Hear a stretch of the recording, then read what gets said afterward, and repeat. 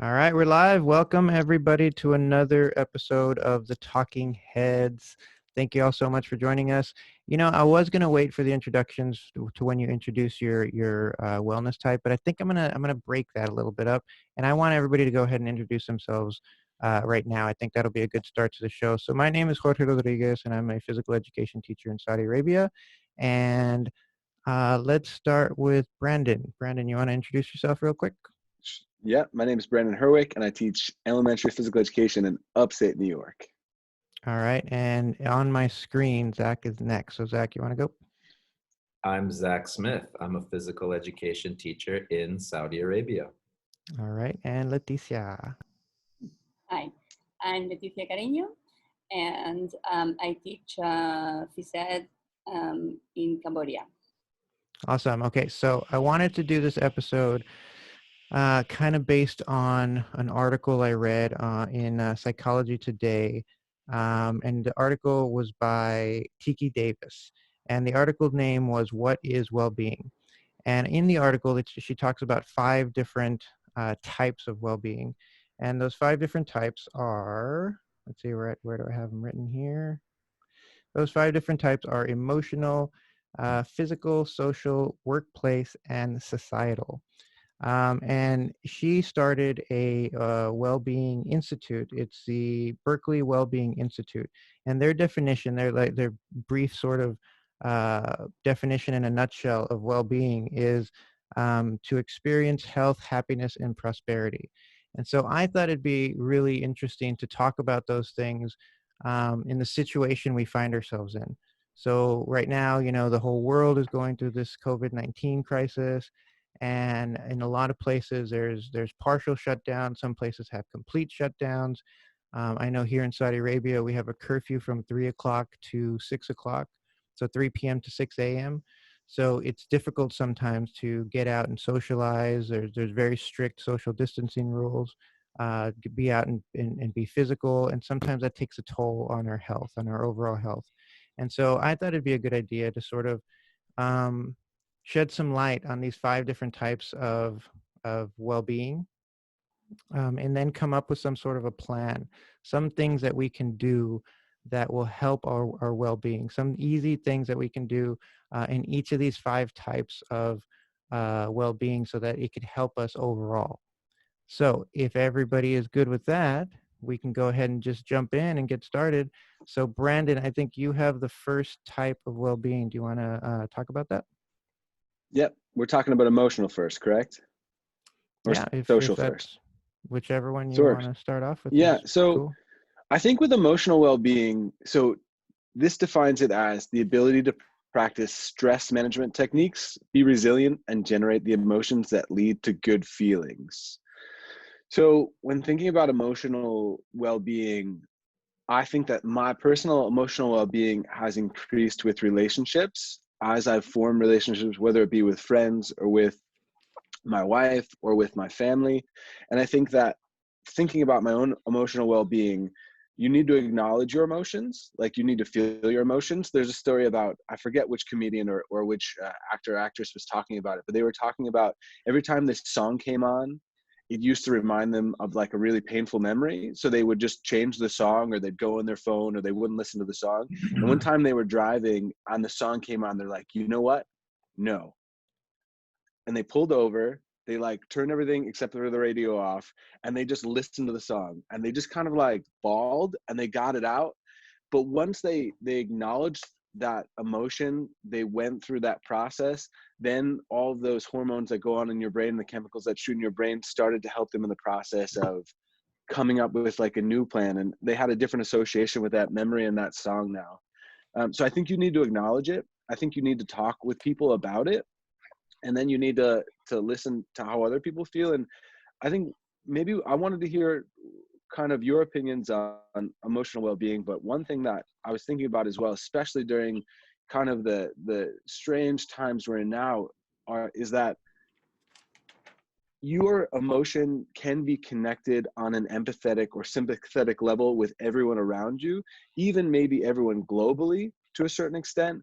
But I think it's really important to acknowledge that, like, even if you are not going through as tough of a situation as somebody else, or you are going even tougher, like everyone's emotions are their own. Mm. So it's okay to acknowledge that, you know what, you're going through a tough time. It doesn't matter if it's tougher or less tough than anyone else's. Acknowledge what you're feeling. Those have merit. Acknowledge them, talk through them, listen to what other people are saying, and then you can kind of work through them. And maybe the last piece before I shoot it out to you guys is, it's okay to also not remedy your emotions right away. Like some emotions you kind of have to work through. And, again, one of the biggest things that I've developed with my wife is that we talk about, hey, this is what I'm feeling. Why did you say that? Or why did you do that? Or why must this be happening? And then if it's in a relationship, acknowledging maybe that you misunderstood why somebody said, or maybe even in your own emotions, I didn't realize this is why I was feeling this way, but it makes total sense because of all these other things that I didn't quite realize were connected. Yeah, and before we get to that, and I do want everybody's opinion on that. I do want to sort of clarify too. I kind of mentioned that we were all going to make sort of a wellness plan, but I want to talk a little bit about that just because I kind of breezed over in the beginning. What we're going to do, and I want the audience to participate, and that's why I wanted to kind of bring it back to the wellness plan. Is as everybody is going through their different type of wellness, we're going to write down one thing that we can do in the weeks to come. It's something that's tangible, something that we can do it and then cross it off the list in each of the different types. So if you need to go get a paper, if you need to go get a pencil, something to write with, jot down something that you can do concerning your emotional well-being. Now, what Brandon was talking about is, and what the article also talks about, is some of the skills for emotional well-being that you can help develop are, in the article, it says happiness, mindfulness, positive thinking, and resilience. And so when you were talking, I was thinking about the conversations that I've had recently with my family, because this situation is so different, right? We're working from home, the kids are doing distance learning, and it's real easy to get into a negative mindset. Because you can't interact with your friends, you can't go outside and do some of the exercises and things like that you want to. The workplace is now at home, so it throws everything out of whack. And one thing that I've been really trying to do lately, because I kind of caught myself, I was in this negative mind frame, right? And one thing I've been trying to do more of lately is see things in a positive light. So even if something happens that goes bad, I try to come back to it and say, you know what, but at least I have this. Or I try to switch the thought process and from a negative one to a positive one. So I think that's really important too, to kind of start considering things in perspective, right? Things are pretty Yes, bad, but they could be, worse in some sense, or, um, you know, just thinking about things in a perspective that could get me out of that negative rut. Does that make sense? Yeah, absolutely. I would like to talk about this as well, because I think having a positive mindset helps you. Mm, And I consider myself a very positive person, but we always go through things that we don't feel so good about it. And with that online learning, for example, we're going through different challenges. And sometimes you might take things in a way differently that you would take them at school. And so I did the same thing. I wasn't understanding why the kids were not responding, this kind of thing with the online learning, right? And especially amazing students that were super good in class, and then suddenly I don't know anything about them, and I'm stressed, and I don't mm, know what to do. And so instead of um, getting into the bad way, I changed my mindset, and I thought, okay, I'm going to ask them.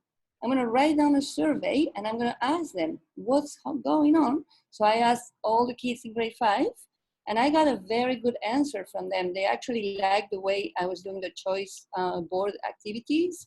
I had 50 students out of 80 who responded, which I think is quite good for the challenges we're going through.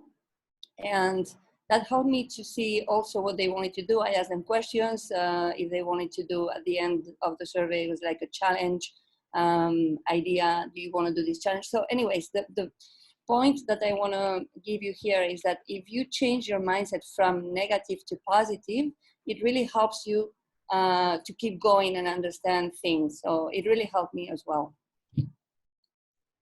All right, Zach, you got anything to add on that one? Well, one thing that I've been thinking about is just, and overall during this time is like thinking about things that we're going to take away from this, right? Because it's a weird time, but hopefully, I mean, obviously extremely weird time, but hopefully when this will end, right? And we'll go back to some sort of semblance of normality, or what used to be normal, or what, you know, what becomes the new normal. So just thinking about what can you take away from this that you will be able to use when it's over, right? And one in the emotion, I thought about that through all the different kinds of well-being that we're talking about. But in the emotional, I have down, you know, this gives us an opportunity to revel in a shared experience globally, really. You know, like there's never, I mean, obviously there's things that everybody goes through as humans, but it's very, very rare that everybody on the planet is experiencing the same thing at the same time, right? Yeah. And it really has an opportunity to, if you think about it, bring us together. I mean, it would be great if I mean, obviously I know that there's been some terrible ways that it's been bringing us apart, but if I think about it, like, just thinking like positively again, this is like whenever I get down, this sucks. Oh wait, everybody else is going through the same thing. You know, we have something in common.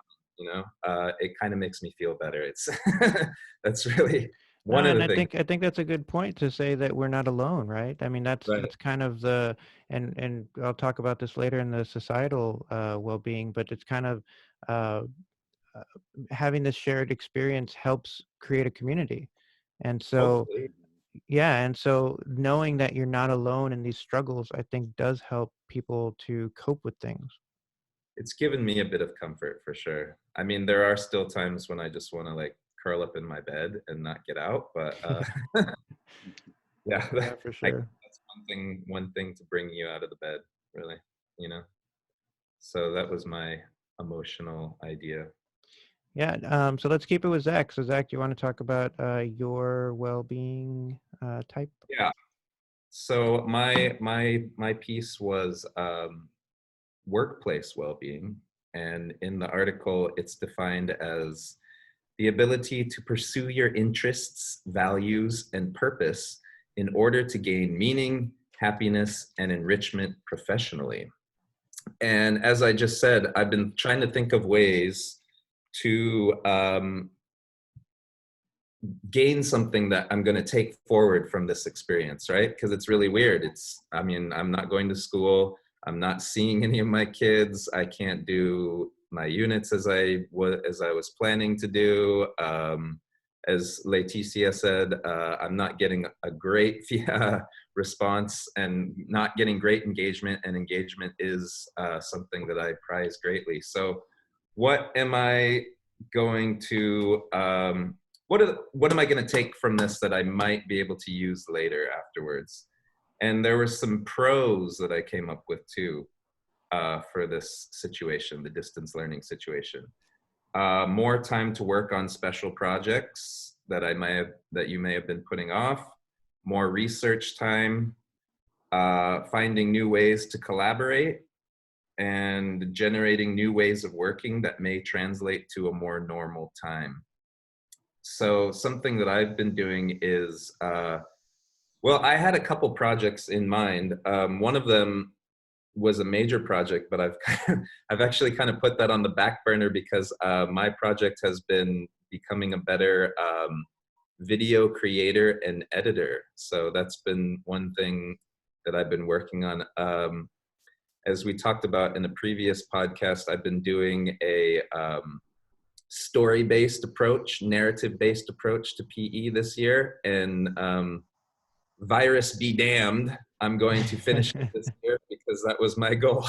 So now I purchased like a better, I mean, I like iMovie, it's fine, but I purchased like a slightly more professional version of like some video editing software. And I've been working on like making videos and kind of punching them up a little bit. And I've been sending them out to my students. So that's really occupied me quite a bit. It's gotten me really motivated to like learn more about the techniques and do research on like narrative structure and the hero's journey. And I call it research, but it's really just reading comic books. But Research can be fun too, Right. so that's like, I guess one way to become, since it's so weird in the workplace right now, one way to motivate yourself is to take on a project that you've been wanting to do, or maybe one that you didn't even know you wanted to do. And there's different, like, just exactly how we're communicating right now, new ways to collaborate and new ways of working. It's possible we may start to rethink meetings, when this comes out. I'm not a huge meeting fan because, it takes a lot of time. Everybody has to get to the same place. Oh, somebody forgot the room number. Oh, what time was it? Zoom, Zoom in, baby. Like, I'm kind of thinking that like society is going to change after this. And because of this experience, it's like, what are we going to take out of this? And then there was another, like, so for distance learning and working from home, I thought of a con also, which is like the lines between workplace and home life blur when you're there. And that could potentially be unhealthy. Like when this first started, I was like either doing my kids' schooling or working all the time or thinking about work, because I wanted to build up all these videos and, it just seemed like there was so much to do. And even during our spring break when we were off, I was working like a lot of the time. And I think that could be potentially unhealthy because, if you're not working, you feel guilty or, like you just get burnt out, that kind of thing. So this one thing that I did do this weekend, and you may have noticed, Jorge, because I didn't respond to your video post, is I kind of tried to turn off from work for the weekend. Like I have been working through the weekends and like doing stuff. But this weekend, I just decided I'm going to, spend time with my kid and get outside a little bit and just be lazy also, So, but I'll get back to it tomorrow, which is our next work day. And so I think we need to find time to disconnect also, I guess. And I mean, I think that's the same when we're in more of a normal time, but it's especially important during this time. Yeah, and it's interesting you say that because the lady that wrote the article, Tiki Davis, she also wrote a book, and I forget what it's called, but it's all about disconnecting from your cell phone. It's all about having a good relationship with the technology that can connect us, but also blurs those lines, right, of always working and the social interactions that you can have with people and things like that. It makes it's so versatile and it's so convenient that it actually hurts us, right? We're never bored.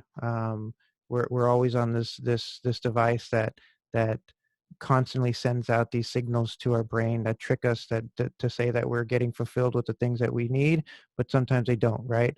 And so there's all these things, there's all these factors that are in play when you're always on a device and you're always being fed these artificial things, and you neglect your connection with nature. So like Zach said, I think that's really important, even though we're talking about workplace wellness, is to connect back to those things that matter: the family, the relationships you have, nature, just going out and being in the sun, getting the vitamin D. Like all those things are really important, and sometimes we neglect them, and sometimes we don't even think about them. So yeah, I like that. And when you were talking about the workplace balance, like it's I was talking to my wife about this. It's such a a difference in what we're doing now, because I feel like we go to work, and we work hard and we do the things that we do at work. And then we come home and this is like our safe chill place, right? Like we relax, we watch a movie, we hang out with our kids, we cook dinner together, like this is supposed to be this this escape from that work life and the escape from the meetings and everything else. And now it's just all blurred. And so it's hard sometimes to manage that. And so yeah, I think one of the things that I've done for that is I've started making a schedule for myself, and then when there's a break, I take it no matter what. And so Yeah. during the day, it's 10 o'clock, I'm taking my break. If I'm in the middle of a project, I'm done. I had a podcast with a lady who does distance learning for physical education for a university, and she was saying that that was one of the hardest things when she started working from home, and that she wrote down everything that she had to do for the day and put times to it. And so it's like 10:15, put the laundry in the washer, and she would stop what she's doing, 10:15, get the clothes, put it in the washer, and then come back to what she was doing. She even had to schedule her lunch because all that stuff was blurred. And so yeah, I think That's that's a good. difficult thing to kind of process when everything gets mashed together.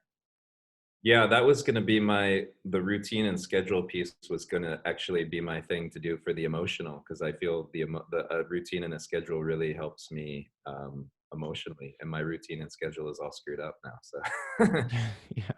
that would be, And that's, my next week I'll try to do that. Make I it think explicit. we're going Sorry. to find this theme. No, sorry to cut you off. I mean, we're going to find this theme within all these well-beings is how you take back control in this situation in which you've lost so much control. Yep. Right? Like as you were talking, I was thinking about, like I've also been trying to do projects, and like in one way it's been great because we got to work on a project with Letitia that's been like sitting for a while, and we got to put out like a mindful shadow dance kind of relaxing piece. But then in another way, like, yeah, making a schedule is very difficult for me. Like in order to plot it out throughout the day. And my wife every day, she's like, make a schedule for today. And it's like, I spend 4 hours on a project and then I'm like, oh, where did that time go? But some of the things about like being at home, like even if you're in a small space, like if you are going to set up like a recording project, like set it up as a recording. Like here's the mat that I'm going to be standing on when I record. I move everything around, and then like when you're done recording, put everything back, and then it becomes your living space again. Like that's helped me to kind of like distinguish in between, like, all right, now this is my workspace, all right, now this is my recording space, just moving things around. But I totally agree. And then it made me think like workplace is what are we really trying to do as physical educators at the start? Like this is a good time to kind of like come back to what is our purpose. Yeah. Because you could say that, oh, like, it's so great that people are valuing movement, like, all the schedules you see online have some kind of like movement time, but like, I think people inherently knew that they were supposed to move. Maybe our job as physical education teachers is to teach them ways in which to manage that movement, in like what's good for what, how to put different plans together in order to be able to do better. Like I think like a really good example for fitness is like the FIT principle. Like instead of just go and work out, talk about frequency, intensity, time, and type, and how that's going to apply to your home workouts or the different health related fitness components or body types. Or in part it's those cues for physical skills, but then it's also, and I guess we're getting to physical skills in a sec, but it's also like what strategies are we giving our students and how are we guiding them in order to be able to do those things. In one way, it's a test if we really taught them the things that they need during these times when they're on their own. And then another way, it's a revisit as to what our purpose is. Yeah, I think that's definitely true. I've been kind of rethinking my purpose. Because I teach little kids, so so I sort of kind of felt like my purpose becomes educating the parents, more than that, because they're the ones that will be providing the experiences for them, especially when they can't just get out and play all the time, as which is their normal form of workout, really. But yeah, how are we helping the families that we serve, really, is Yeah. and Oh, go ahead. Sorry. No, it's fine. I was just going to say, and I think, with distance learning and kind of putting things in perspective, like you always want to consider the needs of your students, right? And so now that they're at home with their families, they have a different need. So when everything Yeah. was cool and normal, we can bring them into the gym and we can talk about cues and we can talk about different games to play. But now the need is different. And so how are we helping them cope with the stress that they have now, this new situation, instead of adding to the stress? I think that's a big one. How do we help them deal with this crazy time and make it relevant for them rather than add to it? Yeah, and that's why I think it's important to understand that kids maybe are not able to respond to whatever task you ask them in the way you were looking for, but they would send something else. They would do something else. And it's really important also to appreciate the parents who are helping them and thank them. And so I make like a small video once a week. And every time I praise the parents and the kids for doing, and all the kids, even if there's some kids who didn't do anything, especially with the great ones, because I know they like that, and they're going to be more engaged. And every week I've seen like more and more kids engage into different activities and sharing a picture or something like that, and or a video, whatever it is, but really appreciating, sending feedback and positive feedback that encourage them to be active and feel well about it, because that's very important, I feel. Yeah, and it reminds me of there was an article, I think it was in the New York Times, that talked about how, and I think I tweeted it out or I put it on Facebook or something, and it talked about how exercise and having a healthy, active lifestyle can help you actually, get through these tough times. So if you have been infected with COVID-19, then it helps you to move around and to take deep breaths and all these things. And if you haven't been, then the exercise automatically that it releases these neurochemicals that help you feel better, and that help your immune system, and that help pretty much every aspect of your life, right? So it's important to maintain that healthy lifestyle or that active lifestyle, so that if something happens like this, then you will be okay, and you're more able to cope with those things physically and mentally, and then in taking that to another extent, actually help the people around you, because now you're healthy, you can help the people around you. So I think that's an important thing to think about too, is maintaining this sort of healthy lifestyle, so that we're not caught off guard, individually caught off guard, we're personally caught off guard, that we can um, fight through these things because we've prepared ourselves mentally and physically to do so. Yeah, and that's why it's also great to send tips for parents. Like, you can also be active with your kid, and so it helps them through the process as well, because if they are being active, they'll be supporting their kids if they can, or they'll be doing fitness or playing a game or whatever it is with them, more than if they don't know how to do it, right? So giving tips to the parents also helps. So I think that takes us to our physical well-being. Leticia, do you want to go ahead and talk about that? Sure. So in the article, the definition is the ability to improve the functioning of your body through healthy eating and good exercise habits. So something that includes healthy diet and exercise routine, it's important to have in your life, like daily life. And that's something that I advocate for. It's really important for my family. I feel like since I was little, I learned how to eat well and move.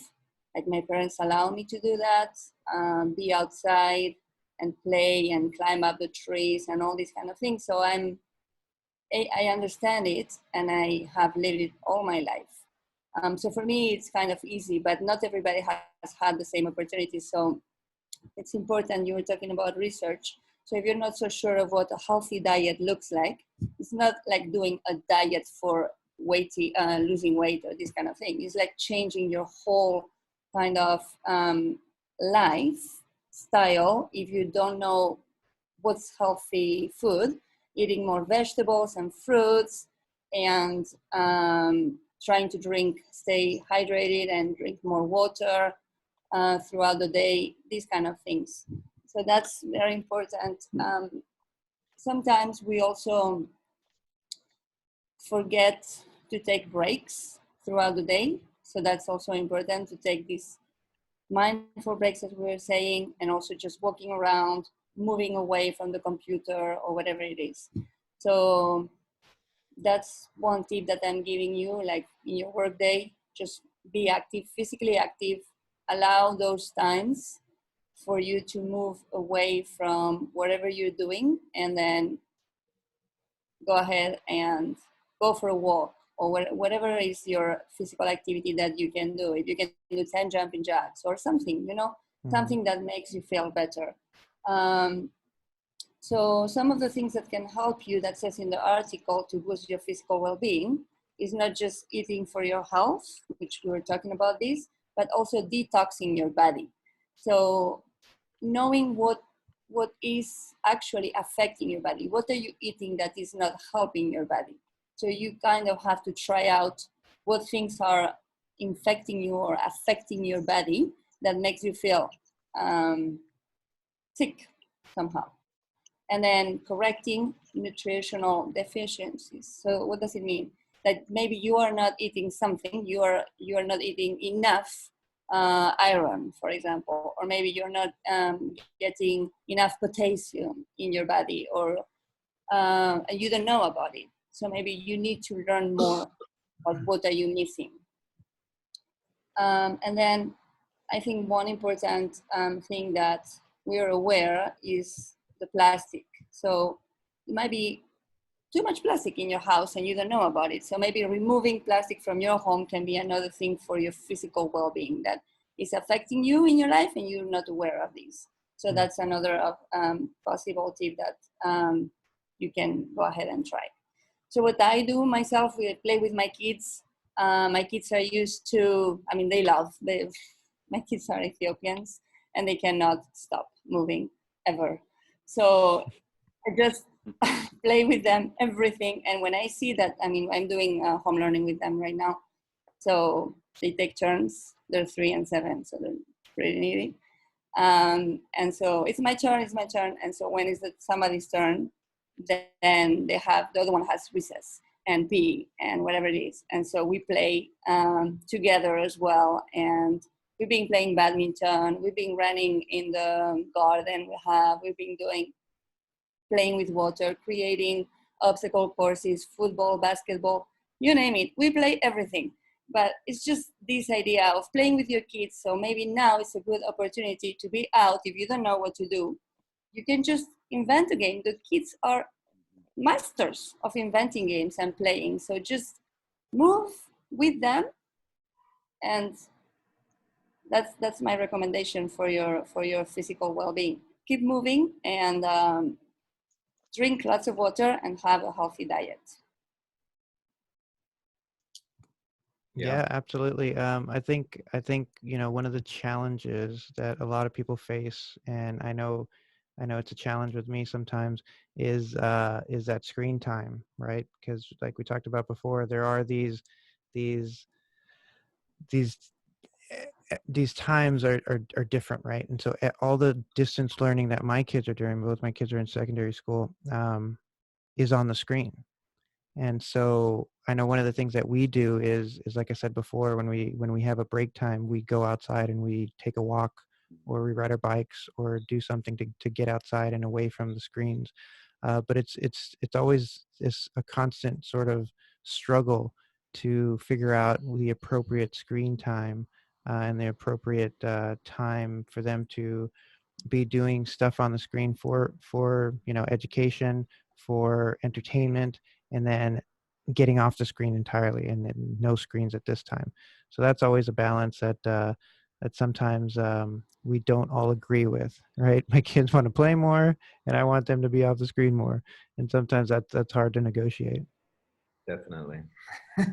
Yeah. Maybe have some kind of agreement, right? Like we have at home when we have dinner, there's no screen at all. Yeah. And Yeah. that's also, I mean, my kids are little, so they don't have iPads. Now they have an iPad, mine, to work on CISO and this kind of thing, but they don't have phones or anything. But we do. And so if we don't model this, if I'm having dinner and I'm checking WhatsApp or whatever it is, I'm not modeling it properly. Yeah. So we have this agreement that when we have dinner, there's no screen for anyone. And I think that might be an idea, just like having some sort of agreements that work for your family. And Yeah, we do the this is same when we have how, dinner. It's like no screens. We're all sitting at dinner. We're all talking. We're all interacting. Sometimes it's more. There's more conversation than other times, but we try. I think it's about like being honest too. Like I know being home, like I feel more hungry when I'm at work. Like I want to have more snacks, and when I'm home, like I'll have like maybe a bigger meal, and then I'll just kind of graze. So like being honest with myself, like, hey, you just had a handful of candy. Like maybe you should cut that off. Like put that away, or maybe not even have it in the house. But like acknowledging that, like if I don't have ice cream every week or every other week, like I have a tough time with that. So like having special treats during special times is good. And then having like, a regular, healthier, nutritional set is good as well.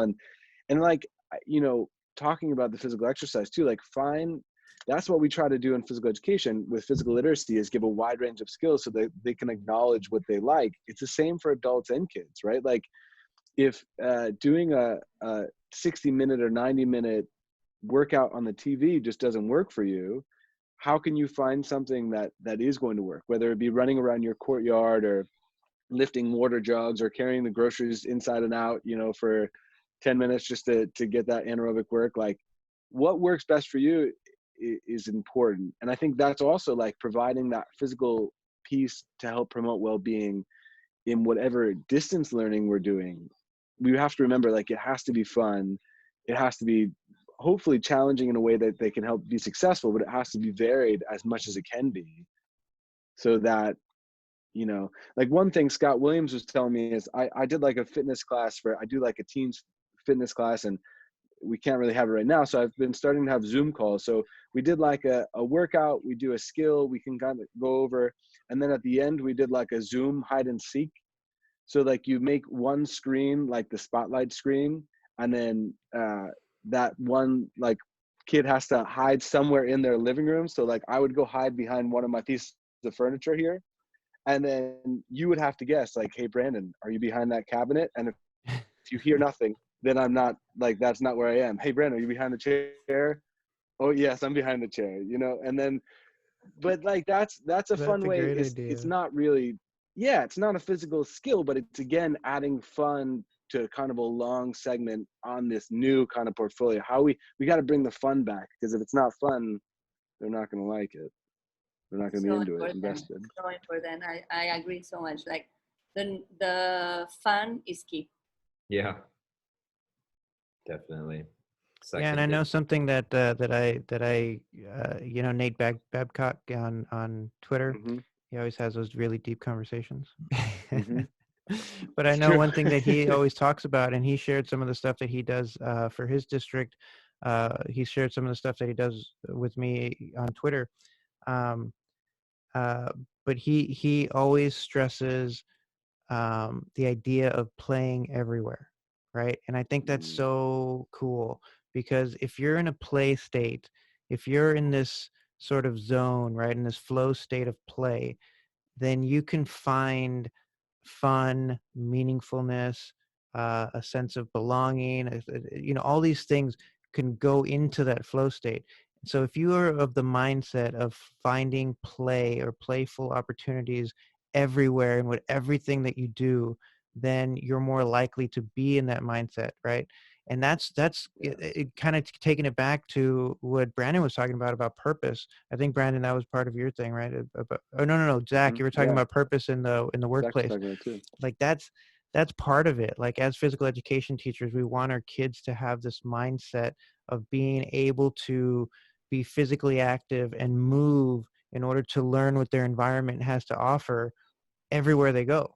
So it doesn't matter. It doesn't matter if you're quarantined. It doesn't matter if you're home. It doesn't matter if you're at the playground. It doesn't matter if you're at the mall. Like if you could find a way to find joy and enjoyment through the movement that you're doing, in some sort of meaningful, purposeful way, then that's it. Like that's what it's all about. And having the mindset of play everywhere, I think, is perfect, especially in a time like this. Yeah, for sure. I just want to share one thing that we did with my kids this week. So it was one day of airport, and it has lasted the whole week. We have like 2 suitcases down here, and we're playing airport. Like everything that you can imagine in the airport, we created. The passports, the TV with all these countries and all these cities, and they're checking in. And I mean, it's just you start, and it just goes on and on and on with the bicycle that was taking them to the plane, and then they're going to Spain, and like it's just a small thing, and then their mind just blows out and starts just playing. So it's what it is with the kids. Leticia, I love that too, because you can even have something like you're waiting in line for coffee and the line's too long and you're gonna have to run to your flight. And then when that happens in real life, like outside of gameplay, instead of getting frustrated, maybe you'll get less frustrated and just be like, oh, I'm thinking about this. Yes. It's like modeling so that they can go out. Oh, that's amazing. That's so Yeah, cool. very experience it, right? Yeah, that it's always tough when you miss your flight. I know I missed a flight one time, and we were running doing to today? me and my family were running to the gate, and they closed it right in front of us. And we were like, no. It was Oh, heartbreaking. There was no joy in that, let me tell you. no. But see, if you had played a game at home, maybe you could have Yeah, found something to maybe take that would have helped. You didn't get into the playful flow state right after you missed your plane, Jorge? Oof, that was hard. It was hard to get in that flow state. While I was wiping my tears, that was really hard. All right, I'll go with the next one. So mine was societal. So in the article, they talk about societal well-being as being the ability to actively participate in a thriving community, culture, and environment. So when I was reading that section of the article, it reminded me of the interconnectedness that we all share, right? And that what I do affects the people around me, and what they do affects me. I mean, even if it's indirectly, like we all are a part of something bigger than ourselves. And taking that perspective, I think, helps with the societal well-being to be able to contribute positively and actively in something that's bigger than us. Helps us kind of create a space for ourselves and our family that is meaningful, it's significant, and it gives us some sort of sense of contribution. And so it makes me think about positive discipline. We did a training, Zach and I, about positive discipline. Was that last year? Yeah, it must have been last year. And a lot of what uh, Go quick. surrounds the idea of positive I will. discipline is the work of Adler, and he talks about feeling belonging and significance. And I think that has a lot to do with societal well-being, because if you have a significant role in your community and you're trying to positively impact it, then you're fulfilling those basic needs. And so some of the things that I know we did, because this was really relevant to me, because moving to Saudi Arabia, we got out of the community that we were comfortable in Houston, and we flew across the world, and we had to figure out our place in this new community. And so for me, some of the things that we did, my family and I, and specifically my wife and I, is we started volunteering coaching. We both coach volleyball. So right off the bat, we said, okay, we want to have a role in helping the students, learn this game. So right off the bat, we started coaching volleyball. I also coached last year. I coached a track, and then this year I coached basketball and volleyball. So that was our sort of contribution to help these kids, learn this game, something that we knew, some skills that we had. We can also, kind of contribute that way. And then another thing that I tried to do was even though I think of myself as sort of an introvert, I tried to get out of that mindset and be as social as I could be, right? And so going to these different functions, going to these different activities helped me kind of get myself out there so that I can meet new people, and then hopefully, create these bonds with these people. And then another thing that I did is I tried to join certain community teams and sports that were offered. So we were on the volleyball. Well, I was on the volleyball team. I was on the staff basketball team. I tried to play golf, but I'm horrible at golf, so I kind of gave that up. I'm terrible. Zach and I, when we weren't quarantined, we tried to get out and play frisbee golf as much as we can. So I feel like in the process, I kind of built these little bonds with different groups of people, and then helped myself kind of get out of a potential mindset of being lonely or being by myself or being isolated, and instead create a community around me that would support me if I needed support, or that I could support if they needed support.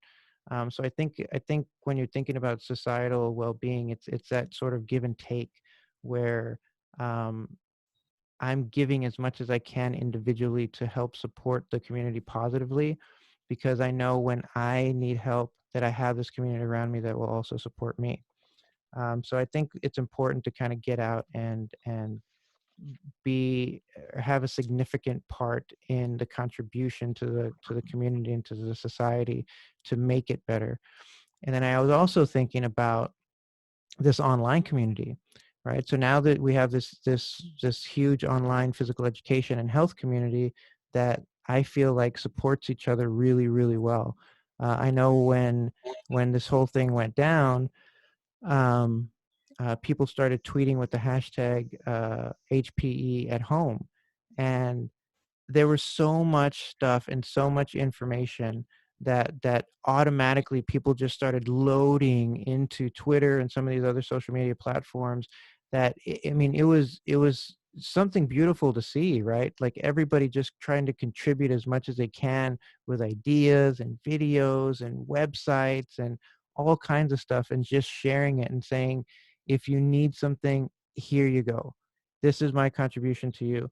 And I hope that continues, right? And like what Zach was saying, some of the things that we can take out of it is that we are capable of doing that. And if we continue to do that, then man, the sky's the limit. It's going to make our community, it's going to make our teachers, it's going to make our kids so much better and so much more positive, that we can create these communities even in hard times. We could create these communities that support each other and that help each other out in the time of need. And I think that's pretty awesome. Yeah, thanks for sharing. I agree with the Twitter. It's been amazing. Just like getting ideas from so many people. I almost feel guilty that I don't share that many things, Yeah. because people are just like giving, so generous.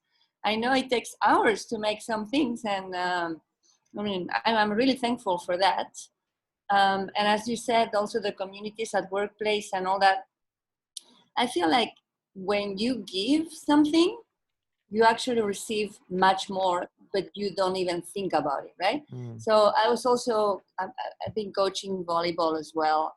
And you might think, oh, I have to prepare these coaching sessions or get ready, and I'm nervous about this game, whatever it is. But then with the girls, I mean, they were just like so thankful. It was amazing. I loved it. I love doing that. And with the swimming as well. Um, the kids just, they love you and you love them, and you give what you know, but they give you so much more.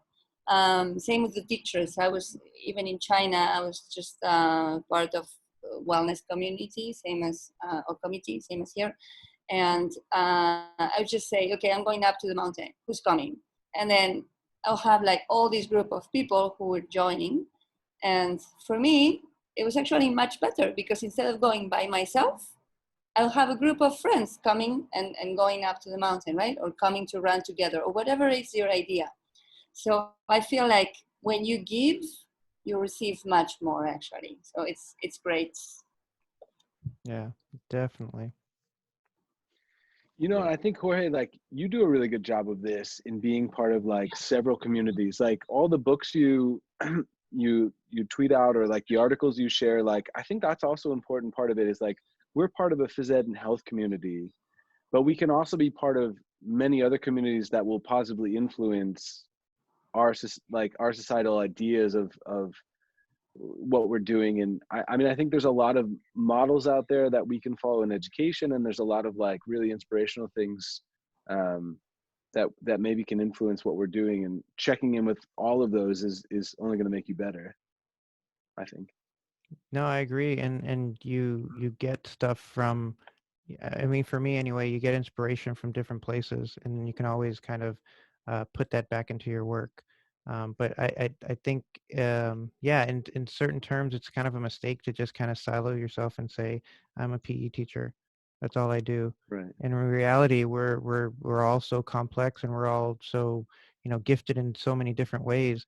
I think the trick is to take some of our talents and be able to uh, kind of hone that into what we want to do in our work life, in our personal lives, in our different projects that we do. Like we talked about this, I talked about, I've talked to Zach about it before. He's a musician, and he's a very talented musician. And when I see him teach, I can see that sort of side of him, that creative side of him, come through his teaching.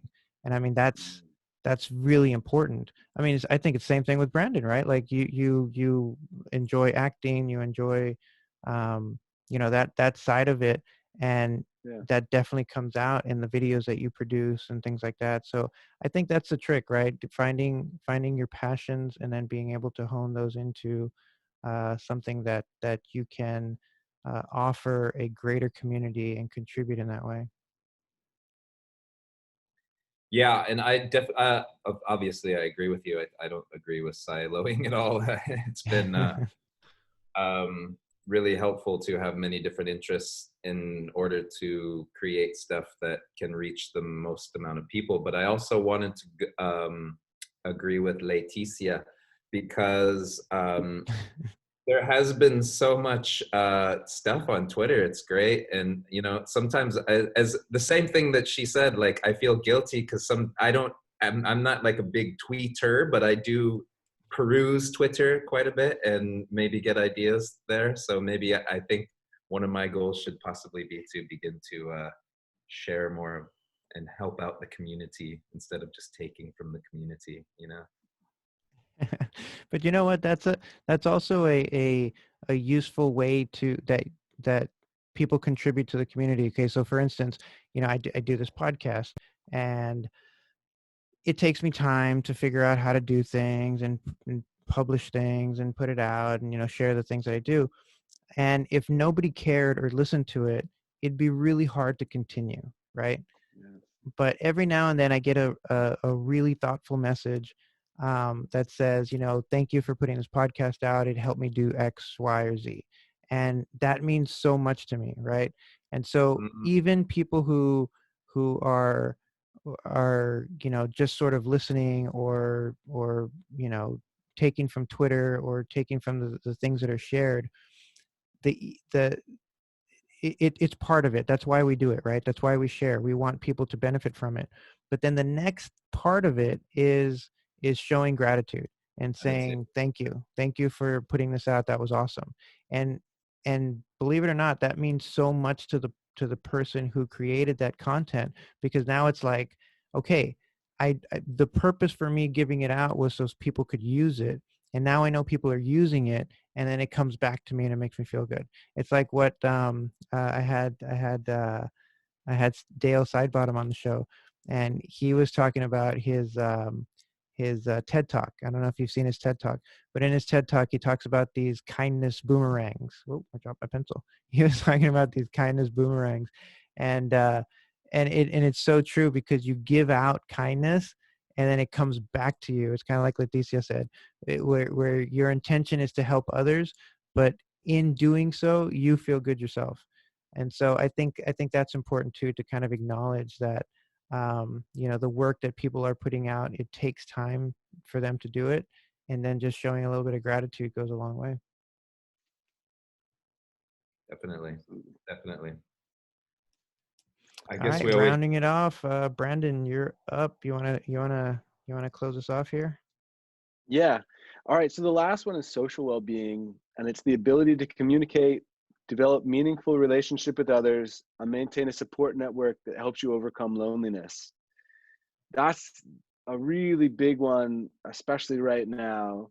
And I think like something we haven't really talked a lot about during our conversations, but I think are important to acknowledge is that, there are factors that influence health and well-being, and that we want to acknowledge that, some people might be at some deficiencies within those factors, whether it be resources or the resource of time or connection with people. So, if I want to say with this social well-being topic, if you need help, all you have to do is reach out to anyone, and they'll help you. I mean, there's countless instances in which, I've been like, oh, I really don't know about this, or even with you, Jorge, like, reaching out and be like, hey, I'm more interested about this. And there's a multitude of people that are not waiting, but so ready just to help you. Like we were talking about the boomerang, kindness boomerang or whatever, like people want to help. So, it makes me think of a story. Like when I lived in Brooklyn, I would go to a lot of Broadway shows, and there was this one show, Memphis, and I was in a Shake Shack, and there was a guy standing there with a Memphis shirt on, and I was like, I got to talk to him. So I went up to him and I said, like, hey, are you in the show? Maybe I told this story before too, but I asked if he was in the show or if he was just a fan. He ended up being in the show. I ended up going to the musical like 3 times. He like brought me backstage and stuff like this, but like Oh, that's cool. that's an extreme version of like sometimes all you have to do is say hello or introduce yourself, and it may just be that you make someone's day, or it may be that you form this lasting relationship, and fully acknowledging that that's easier for some people than it is for others. But I think if you can just muster a little social courage and a little social bravery, and not be afraid to just put yourself out there and said, hey, this is who I am, this is what I need, or I want to know more about this, or I really like this, it can open a whole world up to you so that you can overcome the loneliness that, we all will inevitably feel if we don't surround ourselves by a network of like-minded, challenging, encouraging people. Yeah, that's well said, man, for sure. it's almost like getting out of your comfort zone, right? Yeah. Yeah. Yeah, and like you said, it is more difficult for some people. Like I know I gotta muster up a lot of courage to go up to a stranger and be like, "Hey, what's up?" But and on the other side, it's I remember going to conferences before we moved here to Saudi Arabia, and people would come up to me and go, "Oh, hey, I listened to your podcast," and it'd feel so weird to me. Like I wouldn't know what to say. I'd just be like, "Thanks, I don't know what to say," and then kind of awkwardly walk away. But it's sometimes it feels weird, right? Giving and receiving those types of like acknowledgments or compliments, because it's rare at times, right? And I think for me anyway, I need to work on not making that rare and not feeling awkward to compliment somebody or say, hey, I acknowledge you. And then trying my best not to feel weird when somebody does that to me, because, that we should encourage that. So Jorge, you're saying you need to be able to handle your celebrity better, is what you're saying. No, no, not at all. No, it'd be like one person that comes up to me, and then, Can I tell you, I was that fan. I was definitely in that scenario. It definitely happened where I went up to Jorge and said, "Oh, I listen to your podcast. You're Jorge Rodriguez." Are you from the Global Phys Ed podcast? no, and then I probably awkwardly walked away like, oh, okay, and then took off. But that's a tough thing for a lot of people in order to be able to receive that positive feedback or compliment, right? Like, and I think one of the best pieces of advice that I've ever gotten for that is if somebody says something nice to you, the first thing, right, show that gratitude. Just say, thank you. Yeah. And then at the base of it, what are they trying to do? They're trying to form some kind of connection or like some kind of interaction with you. So then, hey, who are you? What do you like? And then it starts with that. But yeah, Jorge, get used to it, man. Once we break out of this quarantine. Sky's the limit, bro.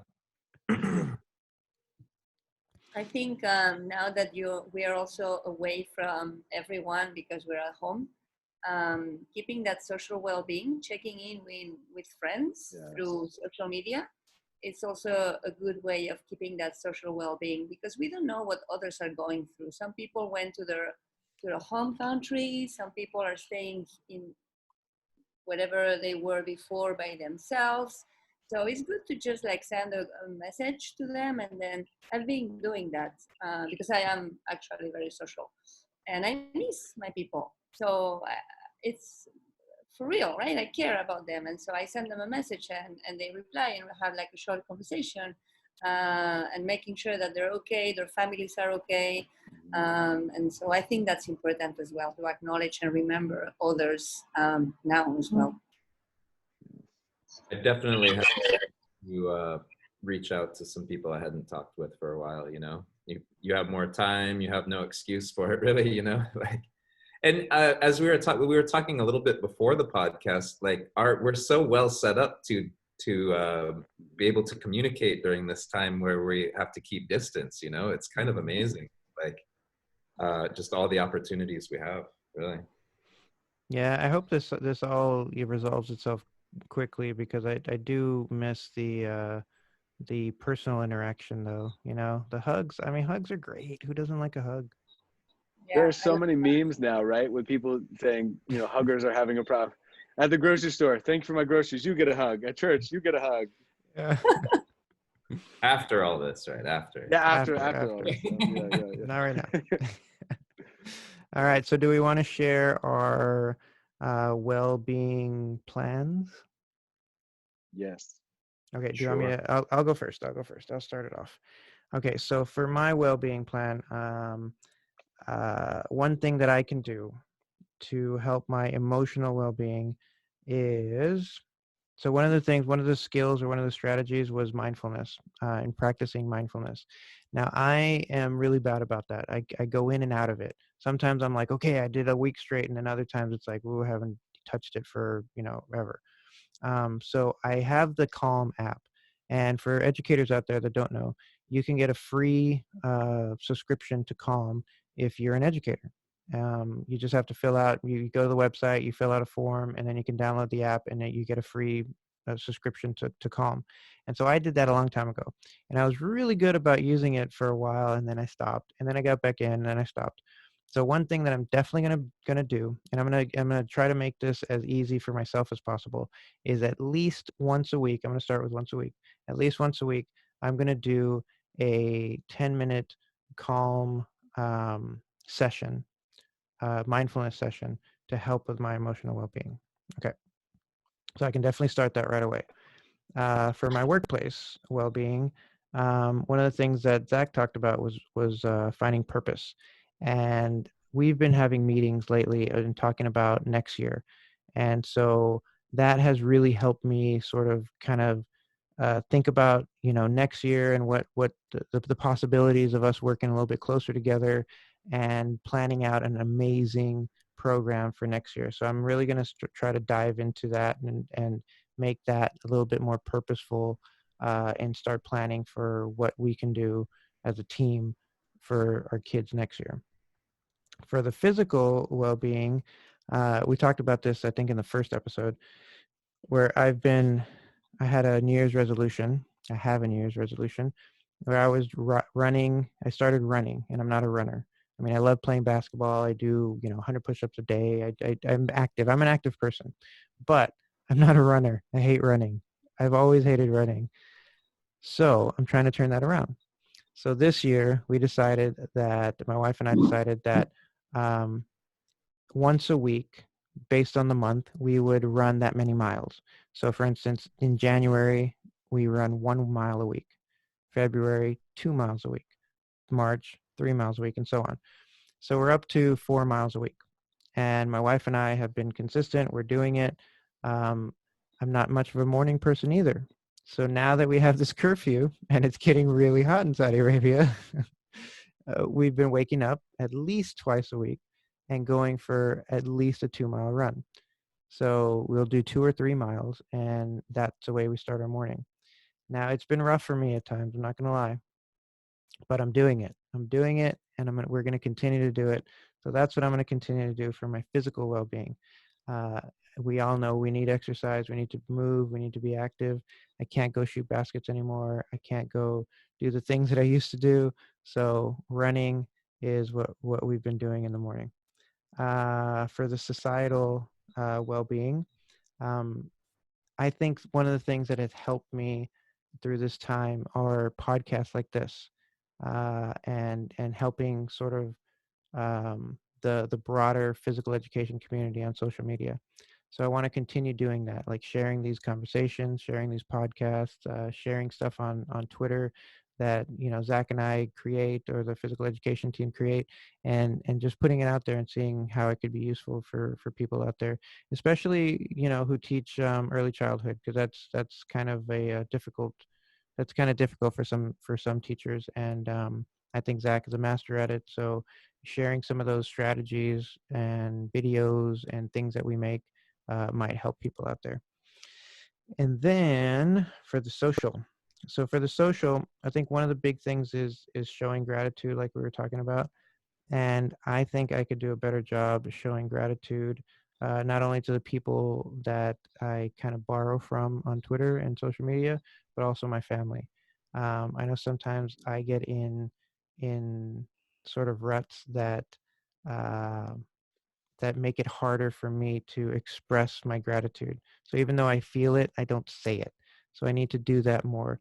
And so I'm going to make it a point for next week to be able to do that at least once a day, to say to somebody either on Twitter, in my family, some people that I might interact with, that I acknowledge what they're doing and I'm grateful for what they're doing. So that's my plan. Awesome. Sounds like a plan. Who wants to go next? I can go next. I can go next. So back to the beginning, I was talking about how I think a routine and a schedule helps my emotional well-being, but I don't have a great one right now. So this week I want to draw up some sort of visual schedule for me and my family to try to, you know, diversify our activities, give us time for all the things we want to do, staying active, having family time, getting work done, getting schoolwork done, and be varied. So I'm going to work on a routine and a schedule this week. And in the workplace, I think I'm just going to continue the projects that I'm working on right now. And there's one that I've been putting off, and I'm going to get a start on that this week. Little teaser there, little teaser. It could be. It might take a while though. I don't know. You heard it here first. There is. I do Something have some big. Yeah, I do. And actually, it kind of got. I was right in the thick of it when all this happened, and then it kind of got derailed. So, yeah, I'm gonna get on that. For the physical, I have been feeling a little bit guilty because I'm not practicing exactly what I preach with my son, because he's got a lot of stuff to do for school, and it takes a lot of time. So like and also we can't go out after 3. It's hot here. I don't like waking up early either, but so my goal for this week is just to get my kid out more and practicing some of his soccer skills that he was working on, but now he can't go to soccer practice. And like we've been doing bike rides in the morning, but they're quite low intensity. It's not really that much activity. And I was taking him out for frisbee golfing also, but he was getting a little bit whiny about the heat. So we need to make some time in the mornings just to get him more active and work on his skills. And I'm going to put that in my schedule that I'm making for my emotional well-being. Societal, it's kind of what Jorge said.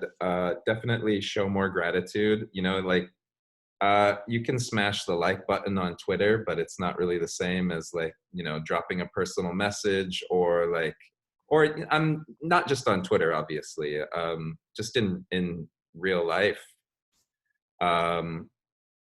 more articulating your gratitude. You can, as I think you said, Jorge, you can feel gratitude, but if you don't show it, then it's misplaced, right? It doesn't go to where it needs to go. Yeah.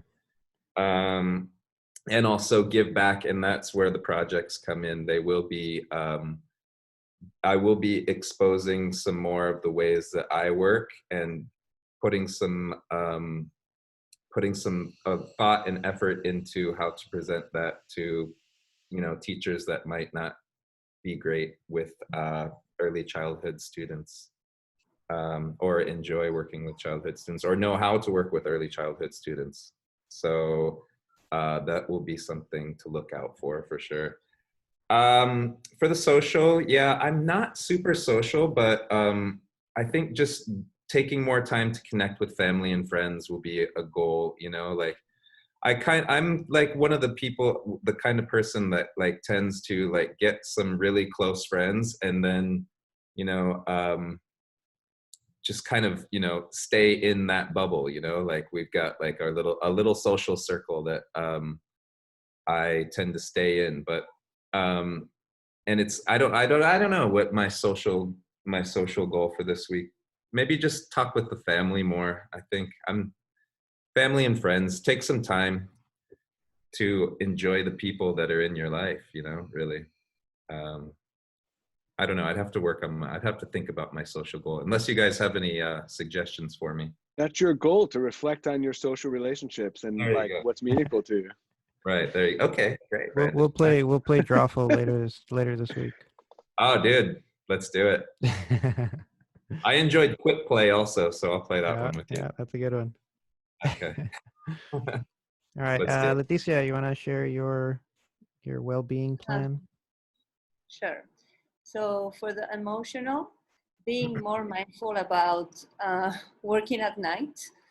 I've been doing my schedule or routine a little bit different right now, because I'm really, in the morning I'm with my kids, and so I'm supporting them with online learning, and in the afternoon is my husband, and so in the afternoon I get to do whatever I have to do for school, but then it's not enough time, and so I do it when the kids are asleep. But sometimes it's like 9 p.m. or something, and I need to stop, because my body and my brain, and as we were talking about the screens and all these, and it really affects me. So that would be my emotional, just finding those times at night to stop working, and then using that time to be doing some mindfulness, using Calm or Smiling Mind or Headspace, whatever it is that helps me. I've been doing it a little bit, but not much. So I want to set it up as a goal. So it really happens every night that I stop and I do some stretches, and then I do that mindfulness time. For the physical, I want to find a balance between the physical activity and the sleep, because I feel like now I'm sleeping less, because we wake up at the same time basically, but we go to sleep later. So physical activity, I think I'm pretty okay, because I'm not stopped with the kids.